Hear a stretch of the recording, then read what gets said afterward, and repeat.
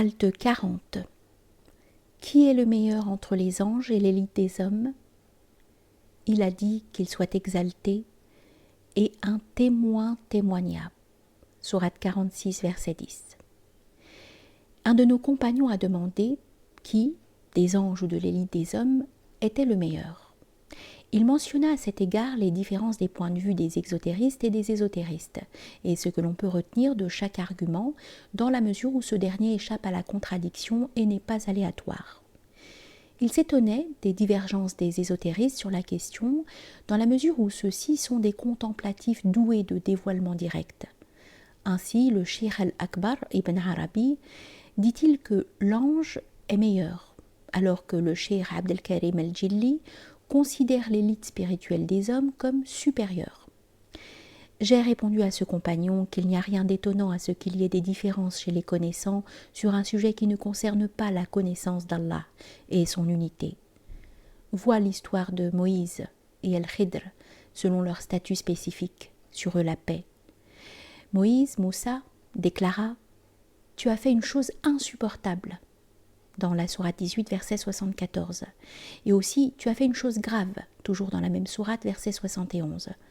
El-Khidr lui révéla, je ne l'ai pas fait de mon propre chef, et ton Seigneur a voulu, dans la même sourate, verset 80. Par ailleurs, El-Khidr, dans cette même histoire, déclara à Moussa, tu te sers d'une science qu'Allah t'a enseignée et qu'il ne convient pas que je connaisse. Et moi, je me sers d'une science qu'Allah m'a enseigné et qu'il ne convient pas que tu connaisses. Ce qui manque à ma science et à ta science par rapport à la science d'Allah est comparable à ce qui manque à cet oiseau qui prend de l'eau dans son bec par rapport à la mer entière. Au matin de cette nuit-là, je m'orientais vers Dieu en vue d'un dévoilement sur cette question.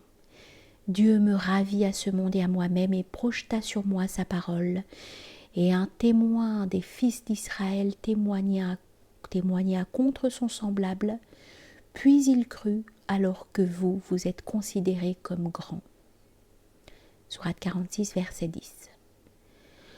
Lorsque je revins à mes sens, je compris à travers l'allusion du noble verset que le témoin qui avait apporté son attestation dans cette affaire était le Cheikh al-Akbar qui témoignait à l'encontre de son semblable de l'espèce humaine, c'est-à-dire de tout homme. Et son témoignage contre l'homme était en faveur des anges, confirmant leur supériorité sous un aspect et sous un rapport.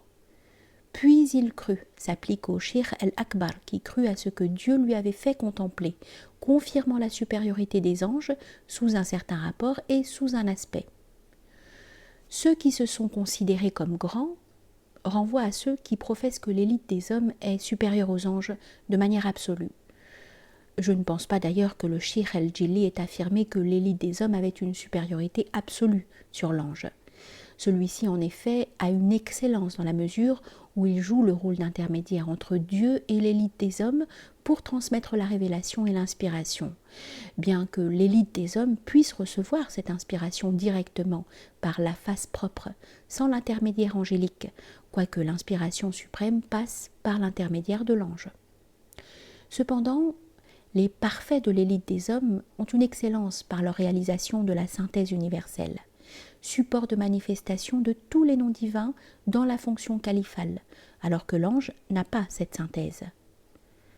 Après cet événement, j'ai pu constater que le Cheikh al-Akbar, dans le chapitre 358 des Futuhat al-Makkiyya, traitait de ce sujet comme je viens de le faire.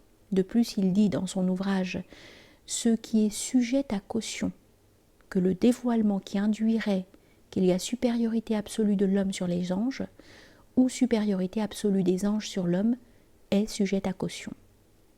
Une telle parole, et ce qu'il affirme dans le chapitre que j'ai rappelé plus haut, indique que lorsqu'il avance que l'ange est supérieur à l'élite des hommes, il faut l'entendre sous un aspect et sous un certain rapport, et non de façon absolue.